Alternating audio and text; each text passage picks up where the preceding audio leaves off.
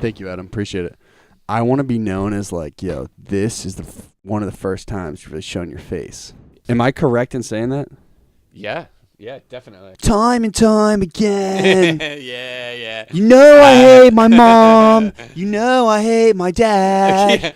Yeah. No, not like that. But you know, like I don't want to come off sounding like a tool, like being like, oh, I don't want to be at work at the water cooler and be like, oh yeah, you know, I make beats. Like, people like, hi, I'm Rhody Major, and this is my golden hour. Water, earth, fire, air. Long ago, the 4 deer nations lived together in harmony. Then, everything changed when the fire deer attacked. Only Derek, master of all 4 elements, could stop those boys. But when Boston needed him most, he vanished into the enchanted golden deer forest. Season 4.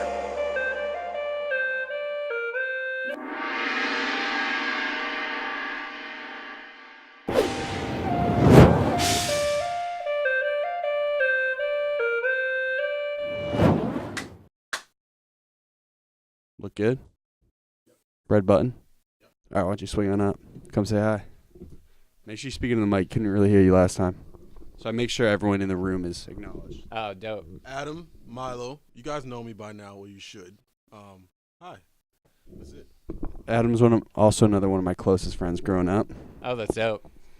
And honestly pretty crazy. You can cross. Honestly pretty crazy that Lincoln boys kind of stayed intact. Isn't it wild? Aren't you from Lincoln? Aren't you from Lincoln, Rhode Island? I'm from Smithfield, Rhode Island, but yeah, right there. Are you guys from Rhode Island? No, you went to school in Rhode Island, right? Yeah, we'll start at that. All right. I love Rhode Island. Just kidding. Rhode Island's giving me some crazy shit. But this all started in Rhode Island, bro. Oh, shit. Okay. So, if I'm dubbing this the wrong way, let me know. Sure. But I kind of want to be known as the dude who, like, thank you, Adam. Appreciate it. I want to be known as, like, yo, this is one of the first times you've really shown your face. Okay, yeah, fuck yeah, let's do it. Is it? Am I? Can I swear? Yeah, 100%. Am I correct in saying that? Yeah, definitely. So you're normally incognito? I'm just gonna move this. Yeah, it hasn't really been like something I've done on purpose. It's just more of like I don't want to seem like a tool, but I know it's not like perceived like that. I just like in my own head. But also something about producers is like you don't even though it's like glamorous now to be a producer, you don't necessarily really have to be totally selly. Right. You know what I'm saying? I'd rather just have like the music do the talking instead of trying to like, you know. My brain dead. Where did I put my coffee at? You know, I am brain dead. I gotcha. So to my right. You guys may have heard some of his mixes online. The numbers are staggering, bro. Congrats.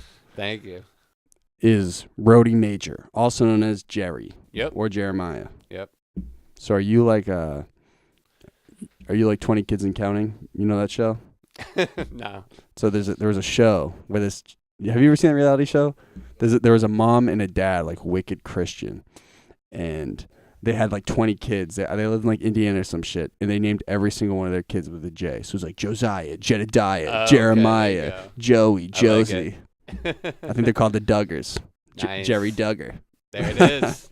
That'll be my new name. So for everyone who doesn't know, do you want to just reference who you are? Give them a little synopsis. Yeah. You know, my artist producer name is Rhody Major, real name Jeremiah or Jerry. I come from Providence, Rhode Island area. Moved up to Boston. How old are you? 28. Word. I grew up playing guitar and piano. My dad was huge into guitar. He was in a band. I played in bands growing up.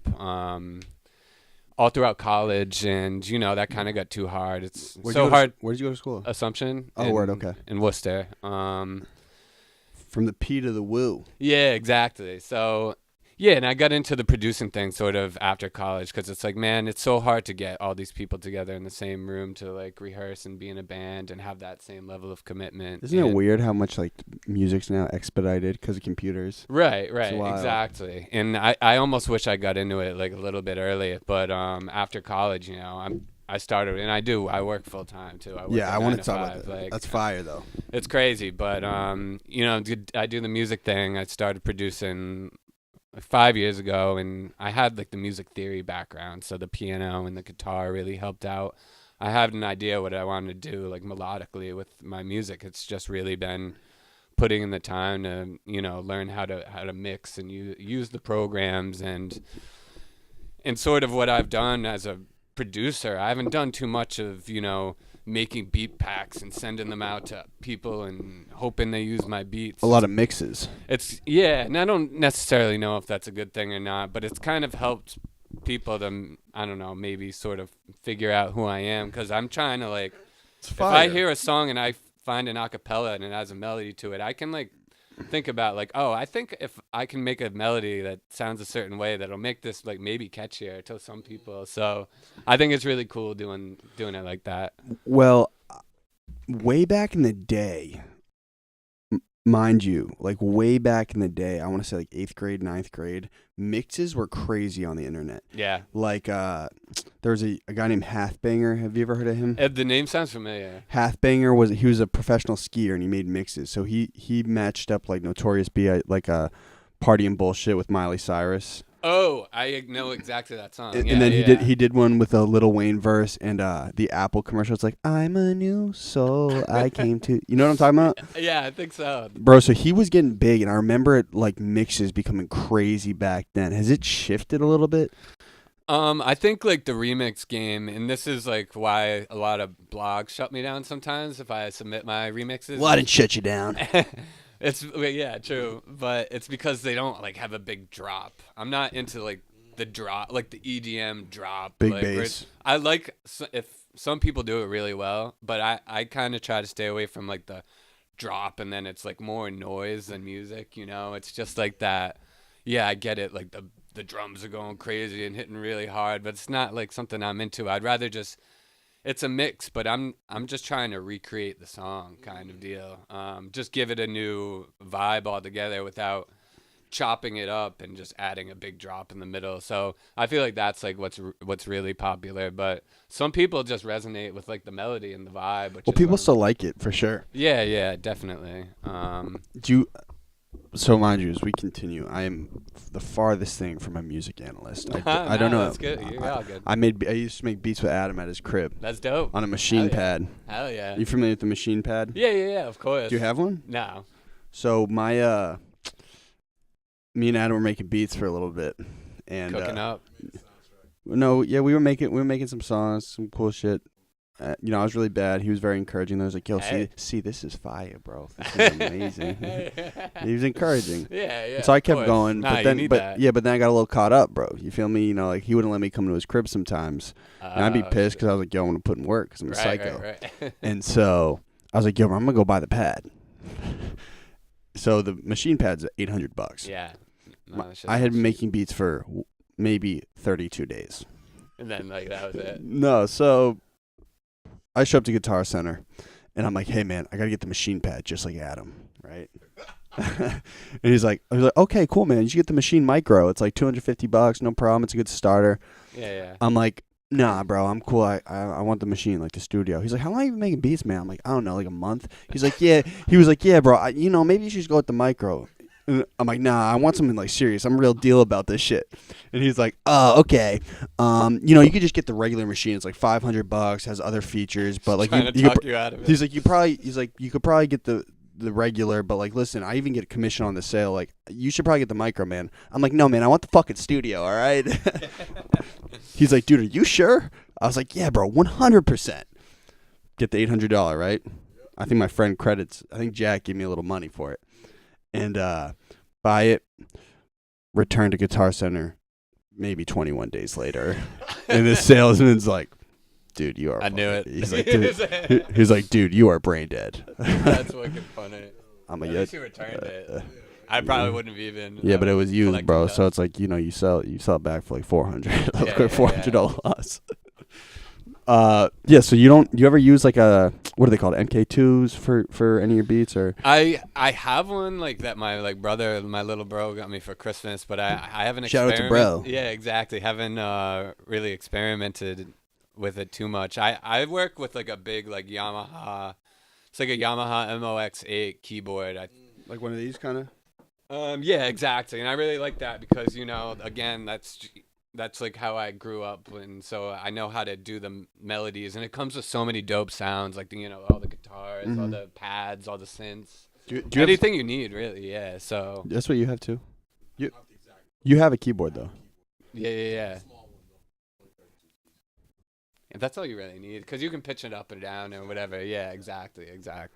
Yeah. So if you're doing a producer starter kit, right? Yeah. So one thing I want to be known is like, one, I'm not heavy on the numbers. I just think I like to have people up here, I think, and hold a good conversation, something kind of new. Yeah. But dude, like as for a producer, in terms of your mixes and stuff, you probably have the biggest numbers in Boston. You know that, right? I appreciate that. I haven't really paid attention to it. And what are you talking? Are you talking like SoundCloud? Yeah, at least just SoundCloud and like some of the way your Twitter mixes go, bro. Sure. The Twitter has been like huge for me lately, and it kind of sucks because I feel like everybody around here is more like on Instagram instead of like Twitter. Why is it different, Rhode Island? No, I mean just like my Instagram has like nothing on it really, but like Twitter has been like great for me. I've had like a couple like mixes. They go big. Yeah, so out of like nowhere too. So that's been like really cool. I had a Kanye one that did pretty well. But yeah, it's kind of dope seeing something like push viral, right? It's exciting, isn't it? It's really really exciting because it kind of reaffirms what I was thinking. It was kind of self-conscious about like, because I know it's me. I like what I'm doing, but I don't know if other people like it. Everybody has their own opinion, and it's good to get a little bit of good feedback that kind of gives you the motivation to keep going. I know, but you know what I mean? Like, you're on your phone and, like, you just start seeing a bunch of notifications. It's dope. Yeah, sure, of course. Yeah. When Nick Gray came up here, we're calling him dopamine hits. Likes, the little dopamine hits the brain. It is weird, the psychology behind likes, Oh, yeah. Yeah, of course. Yeah, it can really fuck you up. We're almost at 1,000 on the GPIG. We're close, man. There you go.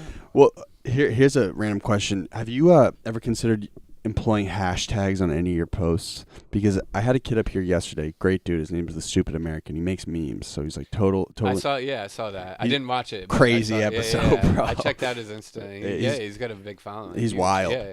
But he was like, dude, you're totally undercutting it if you're not doing hashtags. You mean just put them as soon as you post another bunch of hashtags? So like, just like you post the Kanye remix or like a Quavo remix or something, you go like hashtag Quavo mix, hashtag RhodyMajor.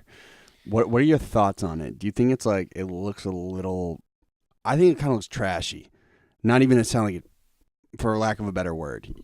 You know what I mean, though? It looks like really oversaturated. I definitely know what you mean, and I was doing that for a while just to get like more like organic likes on Instagram. I'm so like against like fake buying all that stuff. Even if it makes you, I get how it might work because people then look at you and they're like, "Oh, well, they have some numbers. Let me check them out." It legitimizes your cause a little bit. Exactly. But for a while and sometimes I do if I haven't really posted on Instagram too much lately, but I won't put the hashtag in like my main thing. Like when I'll hit post, I'll go put a comment on it and drop them down. But you will use them. Yeah, but then like a day later, I'll delete them. Yeah. I don't want people going back and seeing them. Like, I just feel like weird about it. Like trying to, I don't know. It's just a weird bind. It's like, yo, let me do as much as I can to make sure like I'm trying to win, but at the same time, it's like you don't want to look like kind of desperate. You feel me? Exactly. Yeah. But the way he was saying, like, dude, but hey, if it works for if it's effective, I'm gonna start doing it. I'm gonna start doing it. Hashtag RhodyMajor, hashtag mix, hashtag Boston podcast, hashtag goldendeer.productions. Yeah. Does that work though? Does that actually get you like that much like? Dude, the internet's such a weird place, man. Like, because if I post like I don't know, like a Quavo mix, who's out on Instagram searching hashtag Quavo mix? There's a lot of people on the internet though, man. No, I guess that's true. You never know. You never know what's gonna happen. Yeah. So me and Adam were peeping. So the Quavo Diamond Strike, was that a mix or was that he actually grabbed it? He didn't grab it. I tried to make it look as much of an original as possible, just to get the the little marketing push. Exactly. I've only had like a lot of people couple do that, original ones, but because of that, it made it onto like my mixtapes and Spinrilla, and I think like Hot New Hip Hop or something like that. Because They thought it was a real song. some of them thought it was a real song, and some of them were kind of like on my side of it, where we're like, well, we don't know this is real, but we'll kind of post it for you because we think it's dope and that we know the audience will I like it, that. so. That's that marketing prowess, man. Smart. That's what Yeah. Soulja Boy used to do. Do you hear about how when there was the LimeWire days, he'd get like who was heavy like 2006 pop punk? 2006. Fall Out Boy. Yeah, like Blink-182. Well, maybe they were a little bit earlier, but yeah, I mean Fall Out Boy. So like so what he would do is like it would say like Fall Out Boy, Sugar We're Going Down. He would post that to LimeWire, and instead he'd put a Soulja Boy track on it. Oh, I see that on SoundCloud now. People do that. Yeah, whatever the new song is, put it as the title, and people listen to it. And Smart though. No, I honestly have never thought of it. It's not a bad idea. But it's kind of what you do if you say Quavo Diamonds. Yeah, so it's my own like. It was like an acapella I found where he was featured on a track with an artist that wasn't well known. So not many people had ever heard that verse by him before.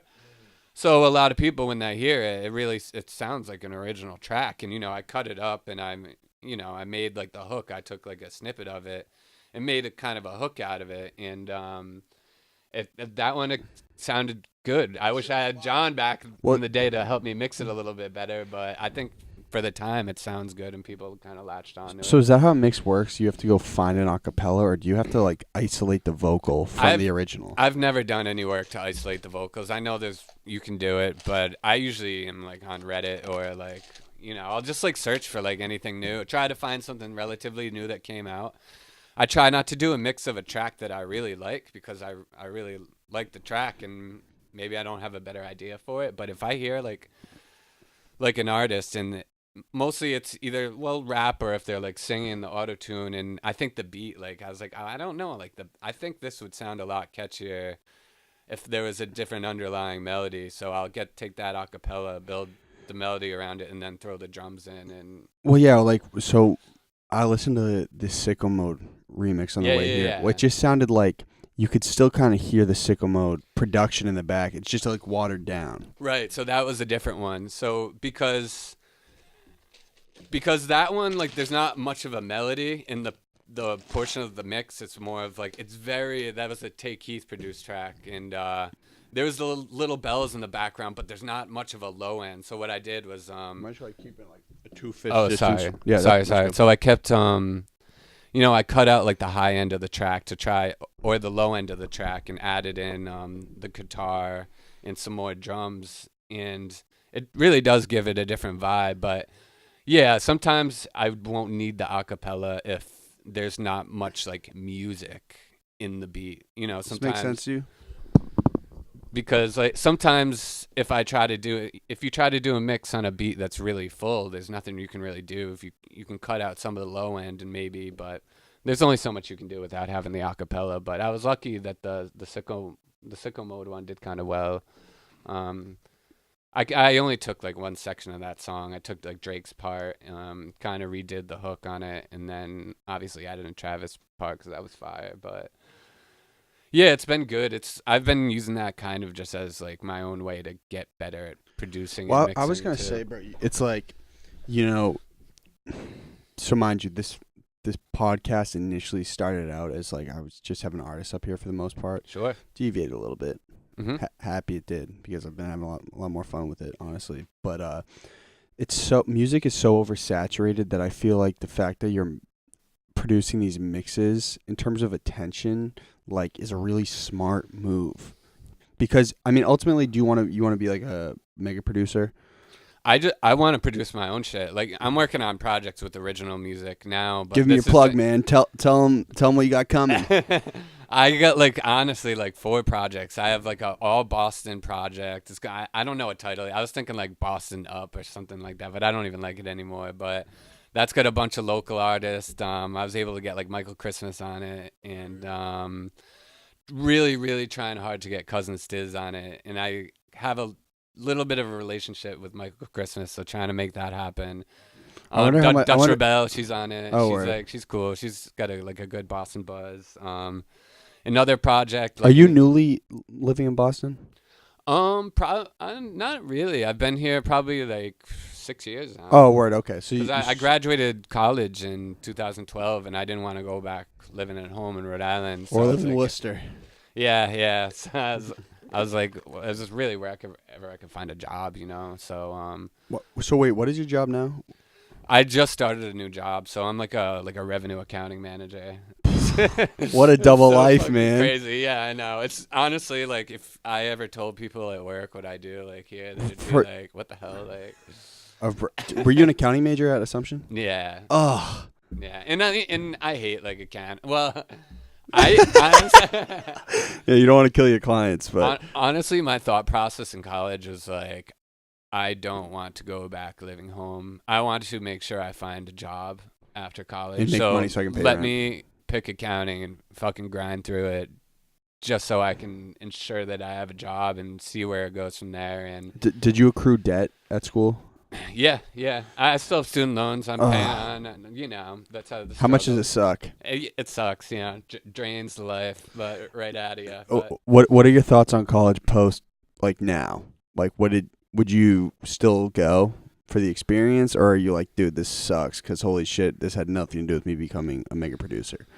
Well, I love the college experience. I played sports there, which was what'd you dope. play? I played tennis at Assumption, so that was like really fun, and like I was like obsessed with it, and the music thing. I was, you know, like but at that point I was in bands. I was just playing guitar, like working with people at my school and stuff like that. And they did have like a recording studio on campus, which was pretty dope. But at that point I wasn't into like the producing thing at all. But as far as like classes go, I retained nothing at all from like accounting. It's really just getting out there and, you know, being trained. So as that part of it kind of seems like a little bit of a waste of money, you know, or It's a huge waste of big money. waste. Yeah. But yeah, the experience was good, and I've been fortunate enough to work at some pretty good companies in the Boston area that have given me a good opportunity to you know, have a job that allows me to fund doing the music. So I'll work a 9 to 5 and come home and make beats for another 8 hours till 2 a.m. and just go to bed and do the same thing all over again, man. Is it weird for you daily though? Like, yo, I gotta like lock in on looking at spreadsheets and like thinking about funding stuff and revenue, and then is it like a totally mind switch in the night? Like, okay, now I gotta become RhodyMajor. It's crazy. I'm no longer Jerry in a suit. Yeah, exactly. But the music motivates me to go in and crush it at work, just to do well, so I can get the fuck out of there and come home and relax and do what I really love. So have you ever thought about just stacking your bread up crazy for like a year and then just saying, "Yo, I'm gonna say fuck it to the day job and just try to produce for a full year"? Yeah, I've definitely given that thought, but I've only recently been able to start like stacking. Just because that's a corporate ladder. When I moved out here, I was living from paycheck to paycheck for the longest time. I didn't have much in savings, like I come from like a lower middle class family. I was never given like much money by my parents or anything. Shout out to my parents. I love them. They love them. We have a great relationship or anything, and they did so much for me.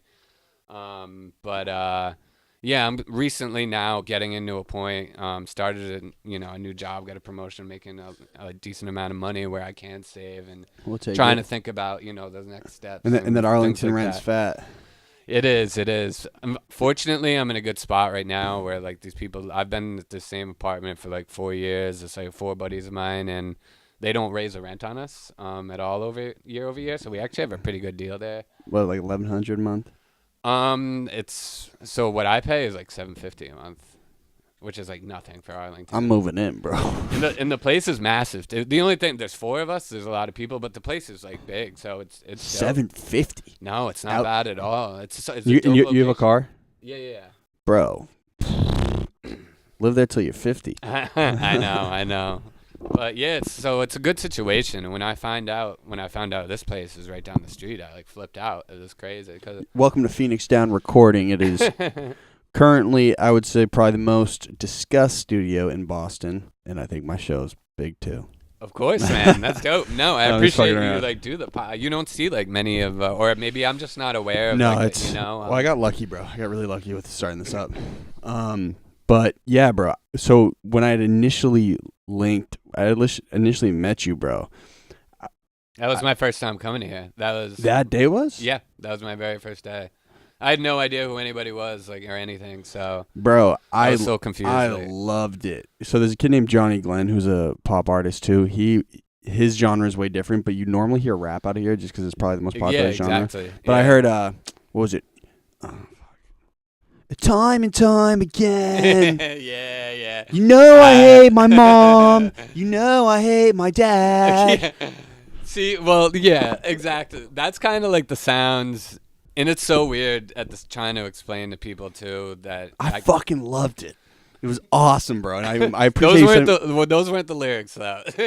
Oh, what was it? What were the lyrics? I don't know, but it wasn't that. But you had the sound though. You got the sound, and that's like that's the thing I don't like about that pop punk scene now. It's more associated with like being emo, and like depression and stuff like that. And I completely like understand that stuff. And You're just a fan? I want to make music that sounds like it, but I want it to be like inspiring music. I don't want it to be like my voice. I don't know why. Maybe it's because how I was influenced growing up, but when I'm singing, it sounds like that emo pop punk sound. You got to hear it, bro. My lyrics. It was awesome. My lyrics, I don't want it to be like that. You're listening and be like, What were the lyrics? I don't know. It's just like I would have to even look it up. I don't even remember. It was great, but, bro. I was listening well, I heard the acoustic. I didn't hear the beat you made with John. Yeah, that's the same. That track is over a beat I did the melody for, and it's the same thing, me singing over it, and it's a little more auto-tuned, and it's a little more fusing what you've heard with like maybe like a Juice WRLD, and just trying to like cross over the genre, because what people don't realize is there's really so much related between those genres. And this is something I was talking about with John with too. Like, if you listen to like underlying melodies of like old Blink-182 songs that are huge hits, you know, they were really the band that like sort of made pop punk like mainstream in the early like 2000s. That melody is what you hear on like 808 patterns and beats today. It's whether it's different instruments or pads or beats or drum kits, or whether it's all electronic now, it's the melody is what's infectious to people, and that's what really makes a hit, because it's catchy and it's infectious and you can't get it out of your head. And that's kind of what I'm trying to do, but at the same time it's so hard because I feel like it's so new, and people, if they may sit down, and especially the beat version I did, it sounds like it's like a hip hop beat, but it sounds like I should be in a band. Like, so it's kind of weird. So let me just cut in real quick. For reference, what we're describing, in case this sounds like totally novel, Jerry also has pop punk aspirations / pursuits. And so when I went into the room with John, I don't know if you're already in there. I was just saying what's up to John and talking about something. But I was hearing some pop punk. So I gave you the reference. I'll give it again. It was like, when you say all right, some shit like that. Yeah, right? yeah, exactly. Yeah. And so that was pretty good, man. So I was like, yeah, we should start a band, bro. Yeah. Let's do it. We'll call it the White Boy Deluxe. I like it. So I had heard that, and I was just like, because, you know, there's the other studio. I was just like, whoa, this is like very refreshing. You're out of the studio. Kind of like Johnny Glenn.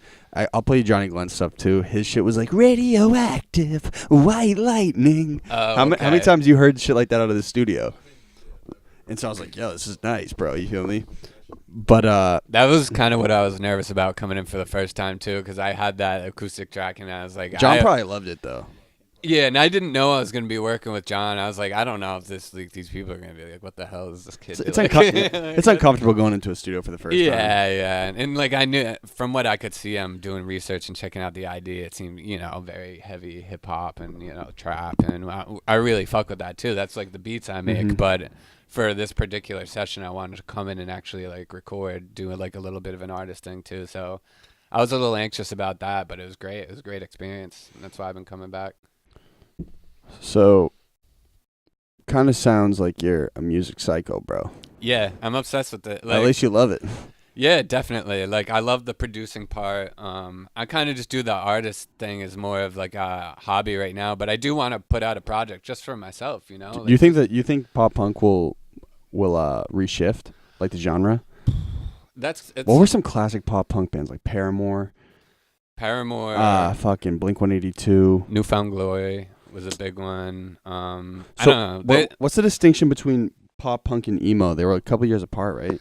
Yeah, it blends together a little bit. Emo is more like you're Taking Back Sunday, Census Fails. My Chemical Romance. Yeah, and I liked a couple songs by them. Again, it's all melody driven. Like, What was Green Day? Pop punk?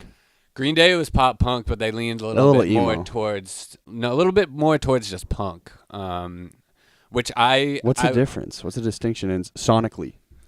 So punk is more like fast, raw, usually has more like political undertones, and I feel like something like Blink-182, it sounds like more like pretty almost. And the lead singer, and this is something that's resonated with me. I watched a documentary on him, like the Tom DeLonge. He said his goal was to come out and create something that was like nursery rhymes on steroids. And it's like quick, it's fast, it's catchy. All the and small exactly. things. And so if you listen to like a Green Day, it's not gonna sound like as like friendly and pretty as that. It's more raw and like Dude, did you ever? I doubt you were in the city by that point. You're probably just starting college. But dude, Green Day threw a show here. Do you remember this, Adam? At the Hatch Shell on the Charles. So there's this big outdoor venue, and it's actually not used enough, but right off the Charles, called the Hatch Shell. Okay. And Green Day, I believe, I don't want to misquote this, but Green Day threw a free show. That's crazy. I think, right? Let me just look it up. I think they threw a free show, and it was like backed up for miles. Did you go? Way back.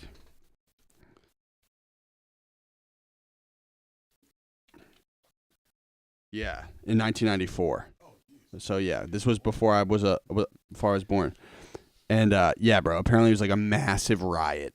And you know how there's that bridge, like the Fenway Bridge, it was backed up for like 2 miles. Oh, I'm sure. Yeah, dude, that's crazy. The Green Day craze was nuts. Oh yeah, definitely. Yeah. Are you a big Green Day guy? Not as no, surprisingly not, because I am very specific in what I like, and they weren't as melodic as what I liked. People compare them to Blink all the time, but I was very into Blink just because of the melodies, the underlying melody, and that's like I can't stress that enough, and that's what I'm trying to bring to the beats and to the music in general, and I think it's all connected, man. Who's a bigger band in their heyday, Blink-182 or Green Day? Probably Green Day, right? Probably Green Day. Yeah, they came close though, because Blink-182 is able to bring their music more into a mainstream now. I think more people that don't listen to rock, like they've probably heard more Blink-182 songs than they have, or like were a fan of maybe a couple Blink-182, like All the Small Things, obviously that one. But yeah, it's close. It's definitely really close. I have a ton of respect for both of them, but I feel like that genre is just not really existent anymore, or I don't like where it's going. It could reshift. That happens. I feel like those bands you hear that are influenced those guys, they're more pop based now. And that and that's the other thing, like I try to make like this infectious stuff, but without it sounding corny. I think like there's so many things like these pop punk bands, and even, you know, some hip hop artists that are trying to do like the pop punk sounds, like, you know, maybe like Little Skies or like Juice WRLD or like that new crowd coming up. But even more on the band side, like people trying to recreate that wave, it's almost, and maybe it's a personal preference for me, but I feel like it's You're pissed. It's getting more in just a pop sound, and to me that's just a little bit too corny, and that's what I try to do with my music, to try to make it really catchy but not like cringeworthy, sitting here and be like, oh, this is corny as fuck, you know, like. So, quick question. How are you able, so have you ever monetized your music besides like selling beats? No, but I've never sold my beats either. I've never done anything for money. Just because I feel like I haven't gotten to that, I haven't felt good about doing it yet. I really want that could be an insecurity though too, bro. Yeah, exactly. And I've listened to a whole bunch of. I was actually listening to a podcast with Alex Tomei, who's like a huge mixing engineer, and John loves him. Yeah. Yeah, John was on IG Live with him, I think. Yeah, that's crazy. That's absolutely crazy. But yeah, that's one of the things they talked about, like how to know when to start, charging money for your things. And I don't know, it's something I still feel like I'm working out. And sometimes I just feel bad. Sometimes it's just like people I want to have a good relationship. So it's like, yeah, and I'm passionate about it, So I'm like, yeah, let's get in there and see what we can make. And if we can make something I'm a fan of too, like it's worth it, worth my time. Your circumstance is also a little different though, because you're 28 and like you have like a consistent bread coming in because exactly. At the same time there are producers who come in here who don't have that secure and they need income, so you rely on that. And then there's a certain marketing tip though, like I kind of think on a business end it's smarter what you're doing if you just come out as the dude who's like you have the ability to do a lot of stuff for free and just network, you know what I'm saying? Yeah. And then, and then when you get to a certain point, it's all patience, right? Right. You seem like a patient dude, honestly. I seem like it. Yeah. I like to think I work well with people, and I think that's why I can be successful, like in a corporate environment too. But you're not about that. No, it's not my vibe. But, so when are you gonna shift out, man? I'm trying. You're getting interviewed right now for your music, right? Well, I think like this next year is gonna be big. I'm trying to do a lot. I plan to be here a lot. I have a ton of sessions booked with John. I'm gonna be here on Monday, mixing an original track with this artist called Ebony from Toronto. I think she signed to like Red Bull Records. She's pretty big up there. That's gonna be for another project I'm working on. Yeah. So have you been doing a lot of your networking? They see the mixes go big and they're like, "Yo, let's talk." Yeah. So like she actually hit me up because she found me on SoundCloud. Who else? There was another bitch. Have you heard of Chantel Jeffries?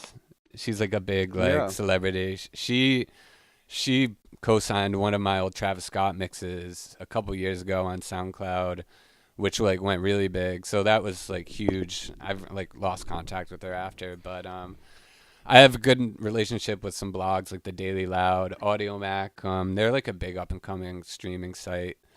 Well, they're not new though. Right, they've been around forever, but I feel like high school. I feel like in the past, 5-10 years, they've really. Interesting. I've started to notice that there's a guy. I don't know if you know him. I've been trying to get him up here. There's a kid named Greg Gaffney, and he's a curator of sorts from Boston. He helps a lot of these artists get on like Elevator and all these other shit. Yeah, of course. But he started an AudioMac playlist called Hometown Heroes. Yeah, I've seen that. I've seen them promoting that, yeah. And then I was like looking at AudioMac. I was like, damn, bro, this is like kind of seems more relevant than it's ever been. And they have a huge audience. And honestly, I use it for my new music now too. I have Spotify and everything, but just for like discovering new underground artists or stuff, that can't go onto Spotify due to like sample clearance errors or anything like that. It's been a great platform, and I think I was onto them early uploading my mixes, and I think they were a fan and they made me a verified user. And now when I upload to them, they usually trend it, so it gets tens of thousands of views. So, bro, I gotta be honest. Like, you take a pic, yeah, let's smile. Hey. Oh yeah. Fuck. Yo, would you mind just checking the camera real quick? Bro, to be honest, your numbers are good. Your numbers are so staggering that like it's interesting to me that you don't feel like fully aggressive right now to like go full speed. Not on a dick tip, but like I feel like there's a lot of artists that would come in here and be like, yo, I just got like 500,000. Like, what was the biggest numbers for you? Was it the Yay mix? On Twitter, that got like 500,000. But it's my thing too that I'm so pissed about. I was really big on SoundCloud a few years ago, and it got deleted. My whole profile got taken down due to me posting these remixes and they getting taken down because of copyright issues. At one point I had accumulated almost 20,000 followers on SoundCloud, and it all got taken away. And now I only have like 1,500, but the mixes still do numbers. What are they getting playlists? Yeah, like the Daily Loud is a big one. They have a big SoundCloud preference, so they'll support my music. Actually, this is really crazy. Gucci Mane, his record, like his 1017 Records label, I was talking to that dude randomly, and he was supporting. Sometimes he'll like a A&R. Yeah, they'll repost my shit, like, so, because if Dope. it's like either like a Gucci track or like a real trap one that they like I did some 21 Savage one that they really liked, and that went crazy, and just because they Whoa. reposted it, people thought it was original, so that was like pretty cool. So I think my shortcoming and what I haven't been good about is getting out into the scene and networking with people. And Well, bro, you are you're a Sia. You're a Gorillas, as we were saying. You're like Marshmallow. Right, and like that's what I need to get better about, and that's honestly I think one of the good first steps is coming into a place like I this. could not see networking being tough for you, bro. You could talk a lot, dude. Honestly. Yeah, no, I know. It's just I think maybe a few years ago I was just a little bit still insecure about like the quality of my music and just like my mixing in general. I think I'm a really big fan of like the concept of my songs, but I'm such a stickler in making it sound clean. Like for me to put it out there, like I drive myself crazy mixing my stuff at home. So for instance, Adam, I think makes amazing beats. That's dope. Honestly, I truly believe he's one You of got the to best. send me some for sure. Yeah. He's probably one of the best producers I know. That's sick. He has a problem with consistency. He does. Hey, who doesn't? Yeah. And he's soft. But I think one thing you could dead ass learn, and I'm not even fucking with you, is that this dude has a full-time job and still hustles the music, and so he's on his fucking slow build. And it seems like you got your fucking foundation straight, bro. I kind of just feel like you got to just go dick swing and go do some crazy shit. Yeah. No, I'm definitely trying to. And that's why I'm trying to put out so many projects this summer with local Boston artists, also big signed artists that I'm like paying for features for. Who? Just to try to, not like huge names, but people I can afford at this point. Like, so one is like Rocky Fresh. He used to be signed to Rick Ross's label, Maybach Music. Yeah. Huge fan of him. How'd you link him? Yeah, exactly. He was just in Boston. Yeah, Driving 88, Electric Highway. Like, I love that sound. Those beats, like, that is the kind of shit, like, I really resonate. So that's why I wanted to work with him.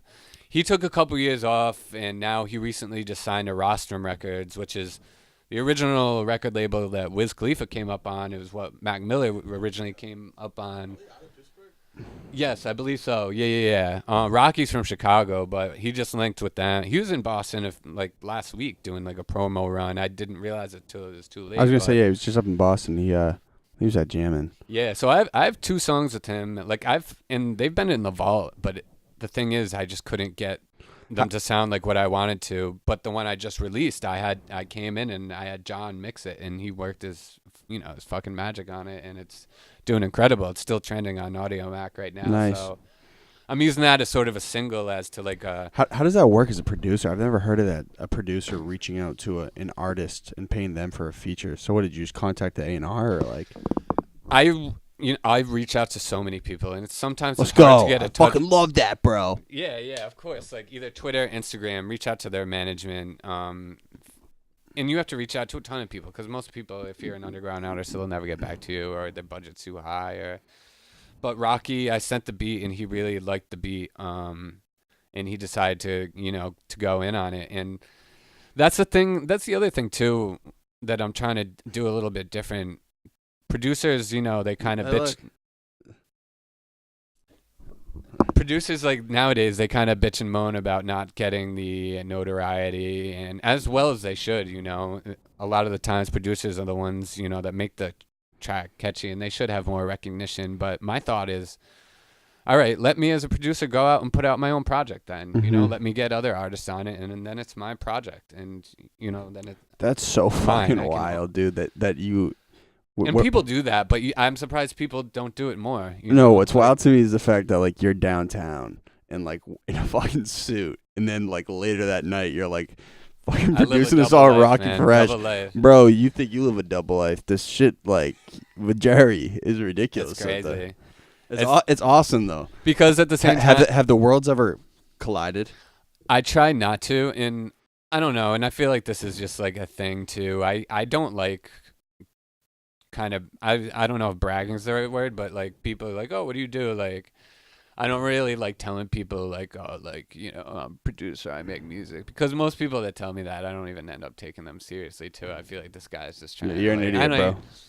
Like, no, not like that. But like I don't want to come off sounding like a tool, like being like, oh, I don't want to be at work at the water cooler and be like, oh yeah, I make beats. Like people are like, what the hell, like, this kid's like. That's funny. I don't know. You work in an office park or like a high rise? Yeah, I work in an office. I used to work at Athena Health, which is a dope company in Watertown. It's like one of the best places to work. So it kind of made it manageable. It's like a campus environment and a lot of young, like, inspired kids like trying to like make a good career for themselves. But so like that was cool. I met a bunch of good friends and people through there. But do you think you're ever procrastinating? What do you mean? Because like you got the fucking tools to go. Like, I think just recently I have become comfortable with the tools I have, and I plan. I'm 28 years old. I'm gonna be 30 in 2 years. I'm gonna go crazy these next 2 years. I'm gonna leave it all on the table. I have no regrets. And why do you feel like an imminent pressure turning 30? Is that a real thing? Kind of, yeah. I get like pressure from my parents to get married all the time. Like it's crazy. Like I don't know. I like fuck that. I like, and the thing is too, like my parents used to be kind of paranoid about me doing music when I was young, because my dad was in a band and he was so obsessed with it, and he kind of like flopped and like didn't really like take like his education that seriously, and didn't have like a great job. And I feel like my mom more than any, and my parents are huge music fans. Like they grew up, that's why in Smithfield. They're from Rhode Island originally. Yeah. So like my parents are obsessed with music, but my mom, I feel like mostly she was so worried that I would. Yeah, I think they always natural. Filled it with my head, like, the odds of making it as an artist I are hate so small. People say you need that to shit. go. You need to make sure you get a job. So I kind of like, and they kind of like didn't let me hang out with certain people like from my hometown just because they didn't. I don't know. They didn't let you go to the skate park. Exactly. So instead, you in your room bumping Blink-182, screaming at the mirror. Yeah, exactly. Well, yeah, I guess so. Shut up school in some Heelys. Yeah, but basically, now I'm at a point where, I've proved that I just fucking do it. Yeah, exactly. But honestly, the work is a good tool. It's funding this. It's funding all of this. So I wouldn't be able to do it unless, some people sell weed to fund their music. Some people do side jobs or whatever. Not some, a lot. I know. Not to be federal, but hey. Yeah. But I'm just your favorite rappers who don't have jobs in this city. I'll tell you what they're doing. I also don't understand that at all. If you want to be full speed on like being an artist, like imagine if I was running this podcast, right? I want to be the biggest host in the city, right? Yeah. I think I'm gonna get there, to be honest with you. I think I'm pretty good at it. Yeah. But listen, how weird would it be if like on the side I was like just selling weed? You guys would be like, "What the fuck, dude? Like, do you care?" You know what I'm saying? It's fucking weird. Yeah. No, I know. But are you a big smoker? Yeah, yeah, definitely. I used to be like way more like in college, like all day, every day. But I still like smoke like pretty much every day, but not like crazy. I don't smoke like blunts too much anymore. Like you get boofed up at work. There's been days. Vape like, pen, little pen. Friday, like little late, lunch break one time. But I don't know. Sometimes I gotta like go back in and I'm like, oh shit, everybody knows. So, I don't know. It's so It's so acceptable now though. It's wild, And I've had people even at work, like my manager, talking to me about how she's taking the CBD oil and like talks about weed, and I'm like, is she like trying to get it out of me? Because I feel like people like, I don't know. No, you should take that to headquarters. I mean, like the highest level of management. Get her fired. Get that promotion. You feel me? Stack up that bread, then go blow your career up. Yeah, there you go. Get that lawsuit going. Speaking of lawsuits, great segue. All right. I don't get how it's authorized content for you to do mixes. Like, isn't it copyright? It is. Yeah. So, yeah, it definitely is. And that's why that's why I don't have really anything on Spotify or streaming platforms right now, because it is all copyright. Audio Mac and SoundCloud have a little bit of leeway. SoundCloud, like I said, I went through some shit where I lost 2 SoundCloud profiles just because I was posting these remixes, and they would automatically get taken off, and you get a strike. And once you get 3 strikes, your profile gets deleted, and you lose everything, all your followers, all your numbers, everything. Jeez. And I was at million. I just recently got back to 1 million streams on SoundCloud. How do they detect it? It's just all automated now. And I do what I can to try to like either pitch up the vocals, speed them up, or add some crazy effects or reverb to try to like get around it. But what I'm still doing it, and I haven't gotten any strikes yet. So what I do is I create like a dummy SoundCloud account and upload my mix there, and I'm private, and leave it for a week. And if it doesn't take down, I'll be like, all right, maybe I'm good to go, and fuck it, let's upload it. Yeah. Because I've lost like way too many. I was like so bummed when I lost my first time, because that was when like SoundCloud one was sec. big, I'm just too. doing this because I definitely wanted this to be the clip I cut up, so I just know. Sure. All right. Cool. I got you. But I'm gonna call it "How to Beat the System" with Rhodey Major. Exactly. Hell yeah, for sure. But honestly, so this is my thing. Like, you go on YouTube sometimes, and you'll hear like a Drake song, right? Yep. Normally they get taken down, but I remember Trust Issues. The YouTube video was up and had like 50 million views because he never dropped the song. And then I was listening close. I was like, I think they pitched his vocal down just a little bit. Right. Yep. They do that. And that's allowed, or I don't know if it's allowed. Maybe they're getting around the automatic detection, and I don't know. I don't like doing that to stuff either because it takes away from the quality of the song. So does that ever scare you though? Like you've built a lot of like your online power via mixes, like, and they could just get ripped down any minute. It's a little bit concerning, but lately I feel like SoundCloud's lost a little bit of its power. I don't think it's as big as it was maybe 5 years ago. I don't think there's as many active users now on SoundCloud. I've noticed that. Just from like even the blogs that are like reposting my songs, I'm not getting as many hits. I just think people are just moving toward, and as artists are releasing less mixtapes, and everything is on either Apple Music or Spotify. That's where everybody's going now. So there's no real way to do a mix fully legally. You need to get permission from. Yeah, good luck.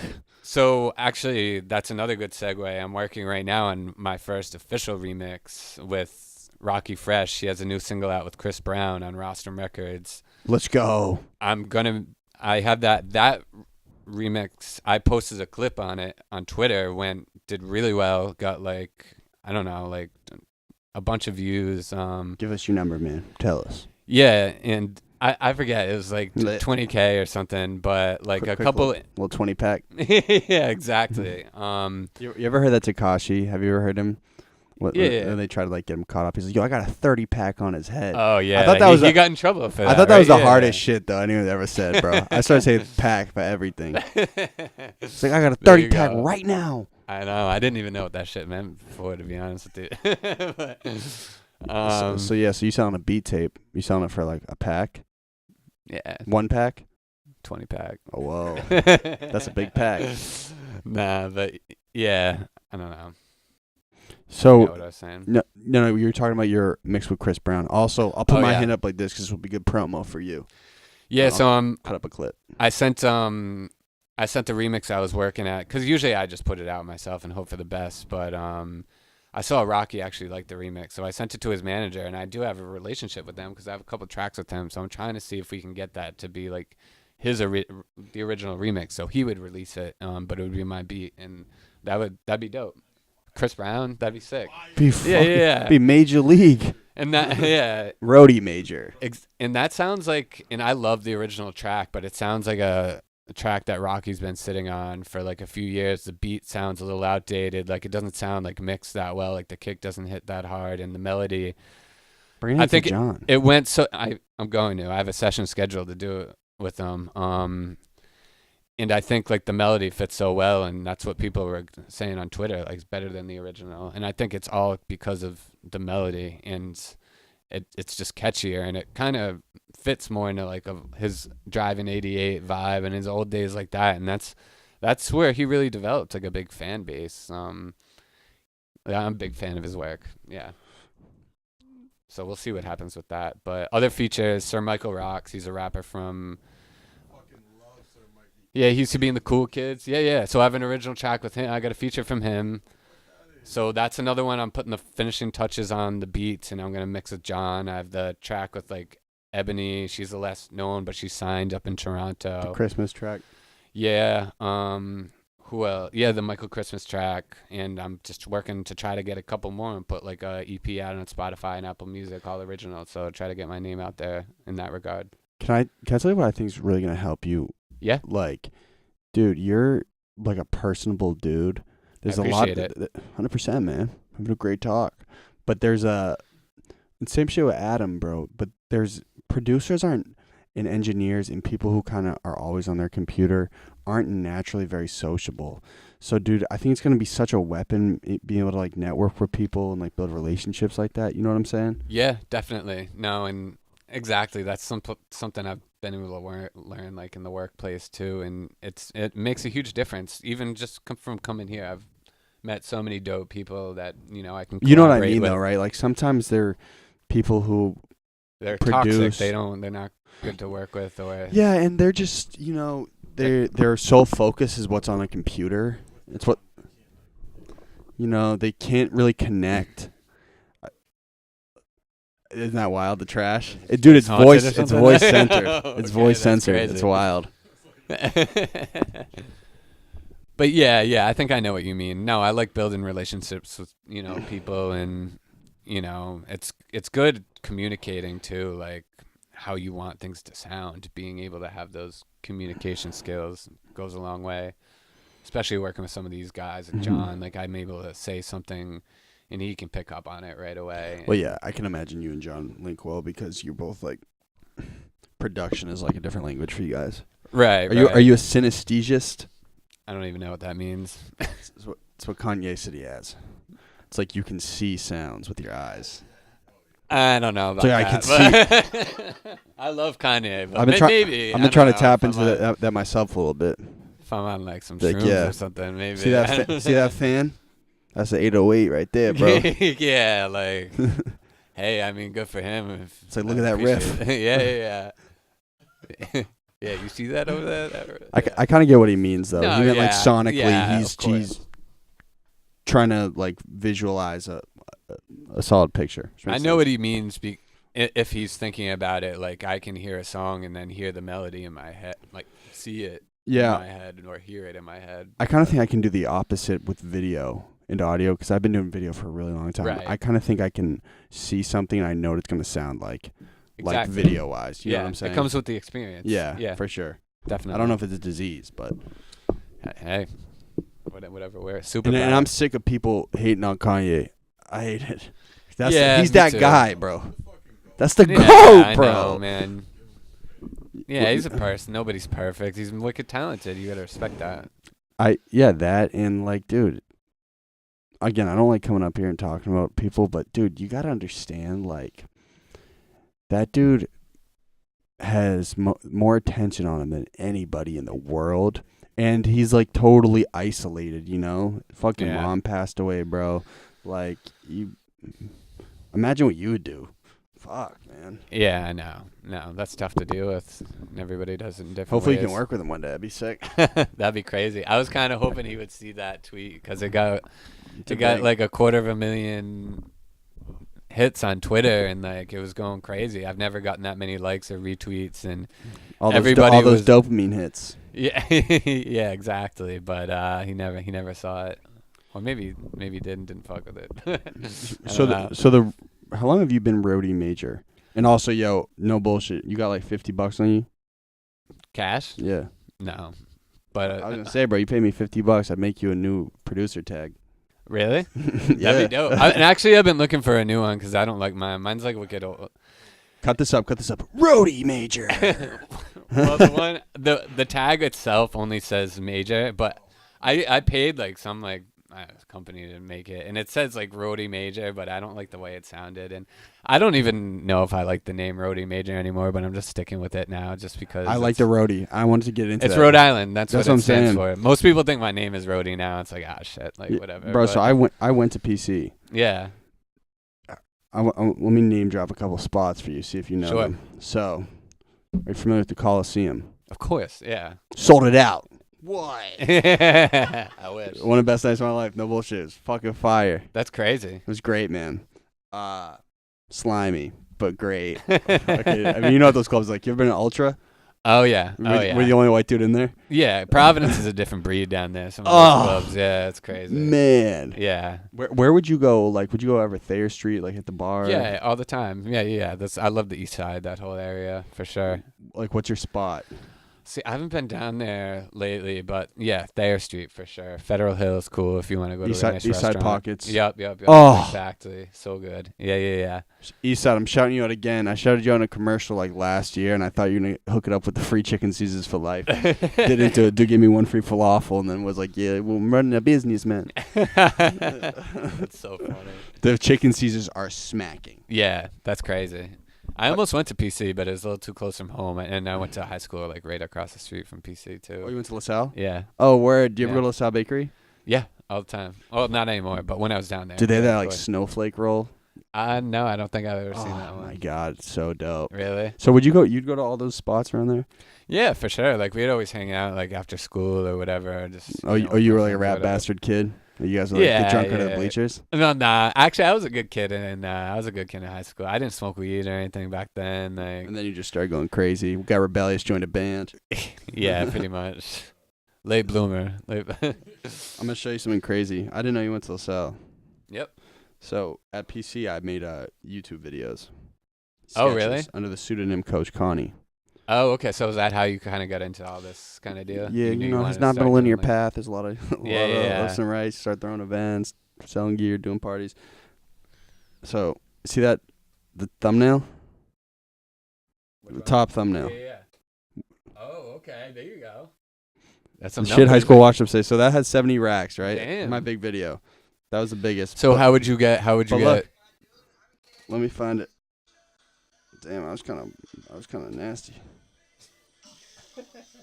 Let me find it. With Adam Hanna. One sec, I'm just waiting for the cut.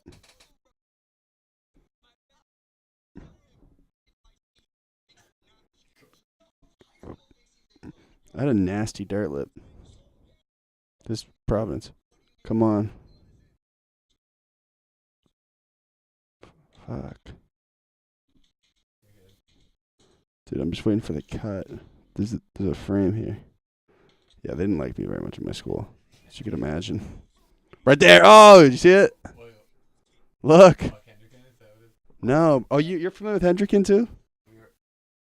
Yeah. Look right there. Was that LaSalle? That's LaSalle, bro. It's on their field. Yeah, I could tell. That's wicked funny. Isn't that wild? Yeah, that's great. I think they just redid all those. Dude, have you been to their complex? It looks like a college campus now. It's crazy. To be honest, I don't normally hang around high schools. yeah, I know. That'd be kind of weird, actually. It's like, yeah, I got a couple girlfriends out LaSalle. Yeah. LaSalle is not expensive to go to. It's private, right? Yeah, I was fortunate my mom worked there, so I got in for free. Word. Or else I would not have been going there. But so you like Big Tony's? oh yeah, classic. Do you remember Big Tony's? That was in Markel. Dude, so I threw a film release at like outside my crib in Providence, right on Eaton Street. Okay. So I had lived on Eaton Street for 2 straight years. Sure. And we threw a film release in the back, and this kid we grew up with came. Well, he didn't grow up with. He came to high school with us. He came to the thing, and dude, he got Big Tony's 4 times in one day. Like the car, like I'm not fucking with you, bro. I was like busy like setting shit up, but like there was a delivery truck, like a delivery car back and forth, one of those little sedans with the thing on top, back and forth, and I just kept seeing him come out and like get a new paper bag. And I was like, bro, how many times like you? I was like, dude, like what? He's like, how many times you get this today? He was like, he's like, bro, he was like, Sometimes you gotta do it. he was like, dude. yo, see, So bro. good. He's You like, gotta bro. keep going back for more. He's like, yo, see, bro, the steak and cheese is fire, bro. And then the next, bro, right? I like made him feel bad because it was the second time. The next thing, he got like a loaded ass Greek salad. I was like, see, it's a salad, bro. I was like, dude, what? And then no bullshit, bro. In the night, this is when the Playboy Cardi album came out. He came back, bro, and he just had like the most coated chicken fingers of all time, the teriyaki sauce. Oh, okay. And I was like, dude, this is gross. So the next day is the funniest shit ever, bro. I told this kid, just random kid, I was like, yeah, bro, my boy was here. You got Big Tony 4 times. He's like, that is patently unhealthy. The grease bomb. Yeah, that's rich. So you would frequent joints like that, Little Big Tony's in there. Yeah. Any Rhode Island dives that you like? A couple places by like the water. I can't even think of the name. I feel like those. The water in Providence. It's like you Um, can't even see it, dude. You know, Providence is like literally on the ocean.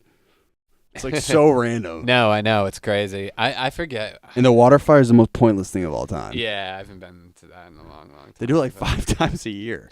I used to like when they used to do it was like Station Park concerts. I don't know if you ever remember that. That might have been like before, because you're not from Rhode Island, right? From right around here. But when I was growing up, there's like Station Park. It's like it's the big green area across from like the Cheesecake Factory over in the Providence Place Mall right there. Word. They used to throw huge concerts, Outdoor. free summer concerts with like big bands that came by, and it was Fire. like so dope. And they don't do that anymore. Would you but- like? What was the Strand back then? What was it? Lupos. Yeah, Lupa's at the Strand. Yeah. You go to the Met ever? Yep, for sure. Yeah, those are pretty dope venues. I haven't been in a while though, to be honest with you. What's the other place? There was Firehouse. You ever go to Firehouse? No, I don't think so. Yeah, Lupos is a big one down there. Yeah. You never try to link with Rhode Island artists? That was my intention. And that's honestly why I started calling myself RhodyMajor. I was gonna try to build up the Rhode Island scene and be like, yeah, let's do it. But I don't really don't know too many. I know This kid named D Gomes. You heard of him? yes, he great. is actually dope. I'm a big fan of him. He's dope. It's like they switched up. I say I changed up. He lives out in LA now, I think, right? I think he moved out. He's I never met him. I don't know. he doesn't have like too many songs out, does he? But like I've heard a couple songs that are dope. I've actually probably reached out to him for a feature and never heard back. Like, cause I heard a couple songs with him. I was like, all right, this dude is talented for sure. What's the name of that studio down there? Is the Boiler Room? I don't even know of any studios right now down there. And What- that's the thing. I've been looking for studios like crazy. Like, There was a kid named Y Try who's been up here a couple times. It's like my boy, but he went to Rick, and so he started doing music in Rhode Island. He said Rhode Island like really is like very communal and like rides for each other. Sure. He said Boston's a little more divisive in the music community. I've kind of gotten that vibe. Yeah. You do? You feel that way? Just from what I've seen, and I'm not like really out in the trenches of Boston. Like I was saying, like I'm trying to get out and network a little bit more, especially over these past few years. But the few artists I'm close with around here, I've seen a lot of like bullshit and people getting the shaft, and it seems like people just trying to one up each other. And See, my problem with that is that like yes, people should not be like that. But I also think if we give credence to that, like, Boston, that's just the way Boston is, then it's going to be that way. yeah, It's like, dude, just stop being a dickhead. it's competitive. It's jealousy too. It's and it may be a little bit because people just want to be like that artist that breaks out, like your cousin Stiz, and people are so desperate to get there. They'll do whatever it takes, whether it's stabbing somebody in the back, one of their best friends, just to get a deal, and that's, You've seen shit like that? I've heard, yeah, kind of. So, it's too bad. No, it's kind of interesting. I feel a little more separated from it now, but in this artist community, if you're like not an artist, but like you see what's going on, like the drama is hilarious, dude. It is. It's almost comical. It's literally like a lot of these kids think this is a reality show. Yeah, exactly. Relax. Yeah, I see it all on Twitter all the time. Like the Twitter beefs. The Boston Twitter beefs. Like, it's wait. I I think we're probably thinking of the same one. Maybe. Yeah. I don't know. We'll talk off camera. Yeah, for sure. But yeah. I think RhodyMajor's a fresh producer name. I don't know of any others who've done shit like that. Thanks, man. I appreciate it. I don't think the artist stuff I'm doing, I'm probably gonna release that under a different name just because it's so different. Was it Mellow God? Was it Shadow Mellow? What was the name of the pop punk band? I've never even heard of them. No. What was your name? What did you want to name your pop punk songs? Oh, I don't even know where you got that. I don't even know. Shadow I don't even have it. Lion? I don't even have a name yet. Was that in the track I sent you? I thought it was in your bio. Shadow Warp. No, some shit. No, that's nah. That's I'm definitely not. drinking too much pre-workout, bro. Nah. What would you name your band? I'm thinking about Glory Day right now. One word, just like That's perfect for pop punk. Yeah, it's perfect for pop punk, and I just want to just be like, I want this music to sound like, everybody has that like day in their life where like everything goes right and it's a great day, and like one of the I kind of want like my music to like have that like inspirational effect where it makes you want to go out and like do that shit, like just epic kind of. That's what I shoot for, just epic music, like that's kind of like that Breakfast Club scene when he got the speaker over his head. That's what I'm picturing. Yeah, exactly. You know what I'm saying? You know that scene? I think so. Glory Day. Yeah, we'll see though. That's gonna be like beats and acoustic stuff. Have you always just been like a positive dude?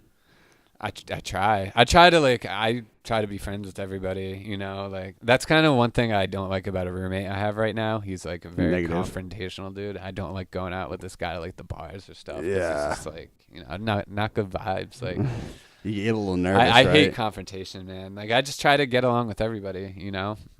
Have a good relationship. Are you competitive though? Super competitive though. Yeah. So that's an interesting bind, right? Yeah. I feel the same way. Yeah.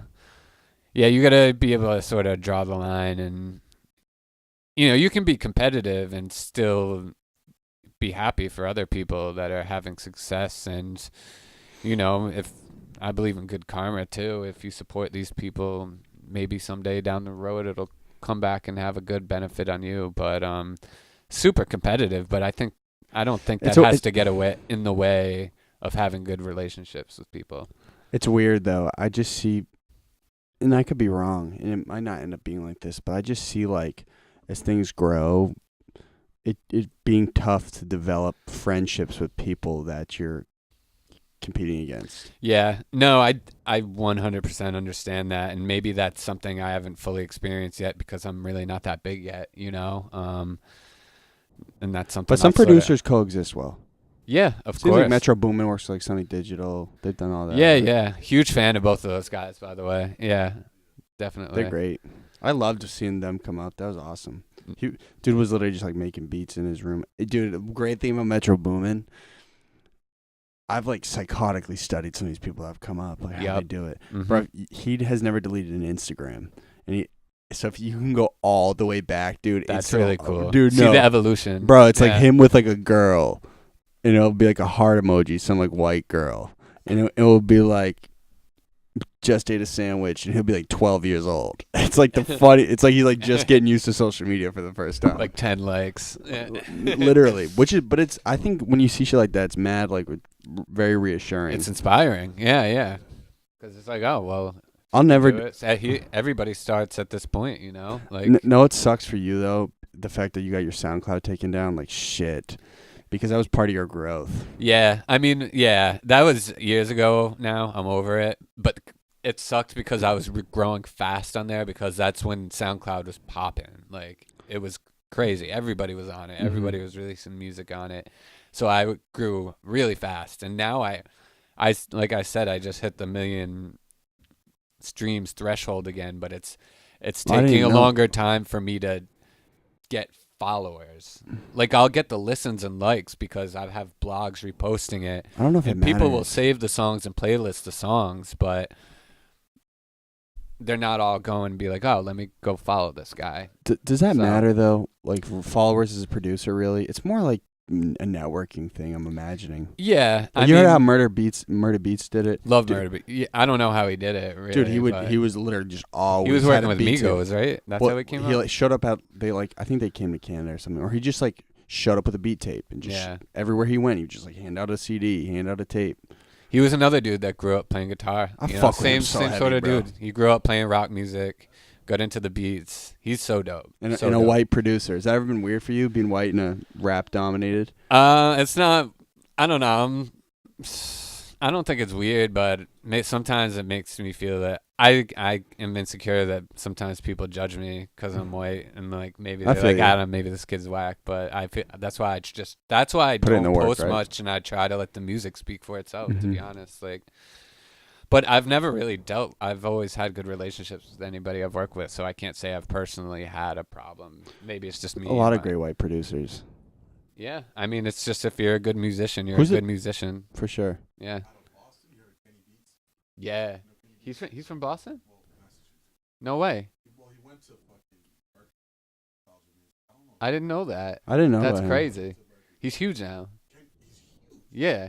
He's massive. Major. That's crazy. I recently just started. Major. There it is. Yeah, that'd be dope if I could collab with him. Yeah, he's dope. Dude, Super that should be dope. your Yeah. I did not know that. That's really good to know. Oh, you can hit him in the DM. Yeah, I'm sure Love he your gets work, a ton of man. DMs. Yeah, I know. Yeah, what are your DMs looking like? Honestly. I don't know. What do you mean? I mean, I'm just like, dude, my DMs stress me out, man. Do I feel like people hitting you up, or you hitting constantly people like hitting No, people up hitting me up.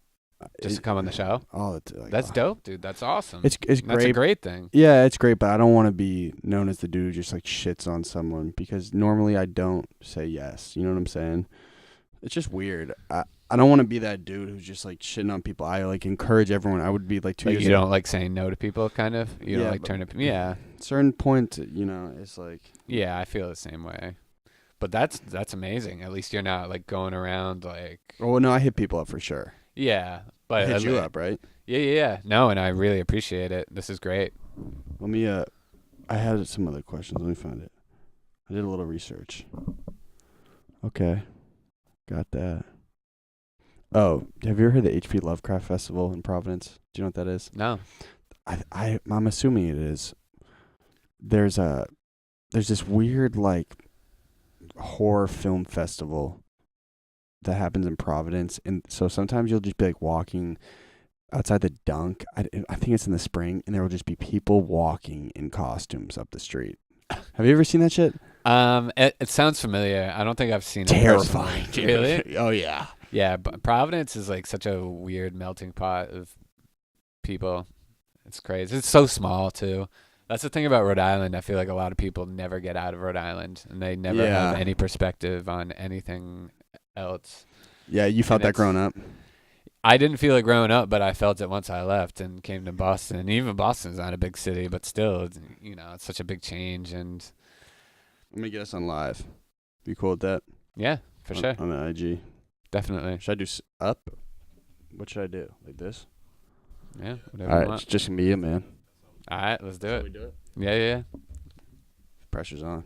It's all good. It's that content. Okay, so you and I are in some boss talk. 10 years. Sure. You're gonna be 60. I'm gonna be 33. I'm fucking with you, bro. No, but you'll be 38. I'll be 33. Where would you like to operate at your highest level of business? I mean, ideally at that point, I'll be doing music full time. I think, dude, I gotta be honest. I think you're gonna go kill this shit. I believe in myself. I think I just need to push myself to really get out there and continue to make the connections and do whatever I can. what's kind of stuck out to me, bro, is that you're just dead ass obsessed with it. Yeah, It's all I'm sure love it's it. all you Yeah. ever think about, right? Yeah. That's all I do. Like The 9 even to at 5 work, I'm just listening to my mixes, like going crazy. Like I'm almost like obsessive. Don't tell your about boss it. that, bro. Yeah, I know. It's actually one time they were like, "Oh, what do you listen to?" All I can hear is the like it's just like some trap shit or whatever. It's like, oh man, it was playing that too loud. But On your last day at work, bro, you should just like literally bump your shit full speed. it's really yeah, just Bring the in outro. bottles, yeah, yeah. exactly. But At your highest level. yeah, for sure. No, I mean, I would love to be working with, artists and, on original projects and maybe even doing my own thing. It doesn't matter. I just want to be involved in the scene. I want to get better at engineering too. I want to be able to mix my own shit too. I think I'm pretty good at mixing right now, but there's certain things I just cannot get to pop the way I want to. For instance, the low ends, the 808s, the kicks. I can get close there, and I've been getting better lately. But you know your weakness, at least, right? Exactly. I know what I need to improve on, and that's stuff I've relied heavily on John. He's been such Adam's a help. really good at the 808, bro. I don't think I've never got to work with Adam. No, this, Oh wait, yeah. yeah, we'll have to connect offline for sure. And the other thing I've learned is just picking the right sounds too. There's so many like sound packs out there and everything. It depends on sort of the vibe you're going for. So now I feel like I have a good go-to kit for drums. I rely on my Yamaha, the keyboard, for everything, for all my sounds. I will sample. I do use samples. The Rocky Fresh track I have has a sample for the hook. But yeah, right now I'm going with like the Southside kit. I like Southside a lot. TM88, like all those producers, Metro Boomin, Sunny Digital, all those guys, Kenny Beats, obviously. I actually, Metro Boomin, he released an album. Is like not all heroes wear capes or whatever. Did you hear that one?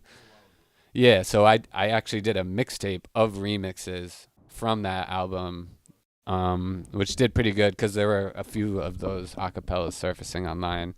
So I only picked 3 of those songs and did them, but those did pretty well. And it's just to give people the visibility into, they know what the original song sounds like. And now listening to the new mix, they can tell exactly what I'm doing because they have these 2 versions of the songs to compare, and they're completely different sonically. So that's kind of what I'm trying to do to get visibility right now. But back to your question, in 10 years, I want to be working on all original stuff and building legitimate credits. You want to be like a full-time, for lack of a better word, major producer. Exactly. 100%. I think you're gonna get there, man. And one great thing about being a producer, and I'm talking from perspective, like I know because I am one, but oh yeah, I was one, as we've talked had about. the equipment to prove it for 33 days. Actually, my producer name was Who the Fuck is Boach Bonnie. I kind of like it. Well, dude, I have such a good idea for. I don't want to say it on air because someone's gonna take it, but after this, I'm gonna tell you a really good idea for a tag. Let's get it. But the one good thing about being a producer and, you know, a computer being your instrument is there's no ageism in being a producer, really. You know what I'm saying? No, of course. Yeah. There is in being an artist. Right. I think it's actually shifting out of it a little bit, though. Yeah, it was heavy. You know, like 4 years ago when Lil Yachty popped up, it was like, or 3 years ago, whatever it was, you know, really young. Yeah. But it kind of seems like it's acceptable. You can pop up at like 27 to 30. Yeah, exactly. I mean, even like Joyner Lucas. I'm pretty sure he's 03 Greedo. Yeah. Those guys are older. Like, as long as you have. It is tougher for an artist because you're more FaceTime. You know, a producer, you're kind of a little bit more behind the scenes. As long as people like the music, they don't care. Like, look at Mike Dean. Like, he's been in the game forever. Look at Still Ruben. crushing it. Yeah, exactly. But no, I feel like the age thing, even in like sports now, like you see professional athletes who used to retire like in their 20s, like everybody. I feel like humans are just like evolving to like be more successful a little bit later and not have that cutoff by the time like, oh, you reach 30 years old, time to call it a day and wrap it up, you know? So my point is, I'm looking forward to seeing what's going to happen. Yeah. I'm never going to stop. I'll be 50. Still grinding. No kids. That's right. Well, I don't want to have my first kid till 50, honestly. I'm dead serious. You got a girlfriend? Not right now. No, same. What? You had an old shorty? Does she know your mixes are blowing up? I have seen someone right now, but that's the other thing too. I don't like going on dates. I'm a producer. Like, just like trying, like, oh man, like this kid's just trying to brag on himself. Like, that's mad funny. Yeah. So I don't know. I'm weird about showing people I know my music. What's dating like at 28? It's essential? Is it like normal? Yeah, it's normal. I feel like it's a little bit normal because I think I look a little younger than my age. Yeah, I did not think you were 28. Yeah, so it's cool. How old's the girl? How's the chick? Like 20, 24, 25. You're a dog, bro. Yeah. But yeah, she was a Worcester girl too. Actually, she went to Clark University. But hope to God it's not my cousin, bro. No, it doesn't. Nah, she's a different ethnicity. Unless you guys got some sort of mix going on there. That would have. Whoa. I have a cousin who's like 24, awkward. went to Clark. That'd be awkward. Probably roommates. Oh. Okay, so listen. Here, get your plug off where you're from. not where you're from, excuse me, your Instagram, Twitter, all your handles and stuff. I mean, me, it's everything at RhodyMajor, RhodyMajor. SoundCloud, Audio Mac is a big one. People have reached out to me asking where all my old deleted SoundCloud mixes are. They're all on Audio Mac, YouTube, but really Twitter's the big one for me right now. I appreciate all the support. I just have some of my notes. I want to make sure I hit. Sure. Okay, let me find it. So you must have interviewed a ton of people who come through here and record by now, right? How long have you been in this spot doing the podcast? I'm shifting out of it, honestly. Yeah. Out of this location or out no, of no, working no, with no, people coming in? like artists coming through here. Okay. I do it a little bit, but not very much. Yeah. No, I just think like what at the start. Just like historically, yeah. Well, I've done a lot of people work at the studio, which Gotcha. have had some interest. I think Geechee's episode was hilarious. Did you make Geechee yet? Maybe. I don't know. He like maybe if I saw him. Yeah, he does. He like records.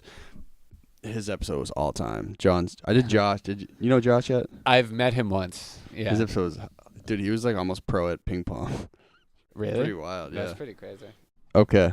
Oh, okay. Yeah. So I did a little research. There's a trash can again. I know. Freaking out. We kind of talked about it with the Quavo thing, but you had like the spammy 21 Savage song in 2016. It faded. That was crazy. But it went big, right? Yeah, but that was another one. He was featured on the track. I forget who the original artist was. It was like some girl, the one on the hook, and their team was fucking pissed. They were tight. They had a problem with it. Yeah, they were tight. I listening back on that now, my mixing was not good. I almost don't even like to listen to that anymore, but it did do really well. Like Boy Wonder, one of Drake's producers, his blog, they tweeted it out. Like they thought it was official. Wow. So because of that, like his verified account got on to like hype him or something, which is like one of those where that went everywhere. But her team was pissed and they reached 21 out. Savage's team? No, but the artist, because he was just a feature on the track. He doesn't even care, like the Is original feature artist who you probably jacked? paid 21 Savage to get on it. Understandably so. She was kind of pissed because I kind of took her verse out and just used 20. I took her hook and I thought it sounded cool. I thought she would have appreciated, but I can understand too how. Why even hate though? Like, I mean, the internet was probably different back then, but Yeah. it's inevitable that people are gonna like copyright and jack your shit. Yeah. Like, you gotta watermark things though. Definitely go heavy on your tag. Yeah, exactly. I'm all about the tag. Love the tag. Well, I'm not sure if I'm in love with my tag, but I got a great idea for you. I've been getting better at mixing my tag, so I think it's been sounding better lately. Actually, John mixed my tag so fire for the Rocky Fresh. $500 mix. He's a beast, honestly. I've already learned so much from Worth the him. price, man. For Yeah. sure. Yeah, honestly, I can't believe that I've been living down the street from this place for 4 years, and I haven't found out about it until 6 months ago, or whenever I first came in. Keep coming, man. It's great. Oh, I plan on it. This is It's actually gonna a good time to get studio time, like this hour. be- yeah, like in the morning. Seems like you're like an early yeah. riser too. So Yeah, whatever it takes. okay, so you got your tag off. This is how we're gonna we start and end the episode. Okay. You say hi, your name, and this is my golden hour. Then directly after, no break, you say hi, your name, and that was my golden hour. Okay, so wait, let me do a test run. Wait, this is so. Also, should I use my artist name? Hi, this is RhodyMajor. This is my golden hour. Something like that. Mm-hmm. You can cut that out, right? Yeah. I'm not cutting it out. All right. I edit nothing. Fuck it. I like it. Keep it raw. So it's you gotta hide this blah blah blah. This is my golden hour. Can I just ask you a question real quick? Yep. How do these mics sound this whole time to you? Sound dope? They sound good. Yeah. I Chris? just bought that one, but dude, can you show me after this how to like eliminate white noise in Logic? Yep. That'd be fire. It's easy. Could you Yeah. help me make a template? Yeah, I can show you. It takes 2 seconds.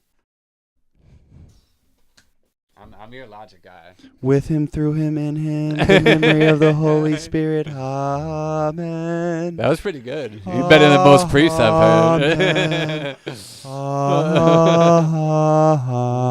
Amen. Are you Catholic growing up? What's that? Were you Catholic? Yeah. I Oh. was forced to go to church all the time. Oh, I don't go heavy? anymore. Yeah. That's where that Jeremiah comes from. My great grandfather's name is Jeremiah. Irish. What's your last name? Riley. We probably are related in some way. Bro. I know. Are you mad Irish? Wicked. What's your last name? It's Holway. Well, yeah. Meehan Holway. My okay, mother's there you last name go. Meehan Oh, Holway. there my you go. father's. Gotcha. But yeah. All right. So Don't look up Holway on the internet. All right. How do I say this again? One more time. What do I gotta say? You have to say this. Hi, Yep. Hi. I'm Rhody Major, and this is my golden hour. And directly after no break, hi, I'm Rhody Major, and that was my golden hour. All right. I'm probably gonna fuck it up. Wait, can I preface it? So I'm going to do something first, and then you Yeah. You take the pass goodbye. Wish you would step back from that ledge, my friend. Hey. Hi, I'm Rhody Major, and this is my golden hour. Hi, I'm Rhody Major. I don't like that. Let me do it again. You got it, bro. Keep it That was busting. mad. Everyone messes it up. All right. Hi, I'm Rhody Major, and this is my golden hour. Hi, I'm Rhody Major, and this was my golden hour. This is that was. That was. All right. Hi. Fuck. I'm fucking with you, bro. Dude, literally every single person who comes up here messes it up. Hi, I'm Rhody Major, and this is my golden hour. Hi, I'm Rhody Major, and that was my golden hour. And in terms of episodes, I'll tell you, just prepare. In terms of episodes, dude, I learned a lot in this one about like copyright, and I learned a lot about clearances, and I learned a lot about how to build a solid foundation. So Yeah. thank you, man. No, thank Appreciate you. I it. appreciate you bringing me on here. Tell me Great when. opportunity. Tell me when. 3, 2, 1.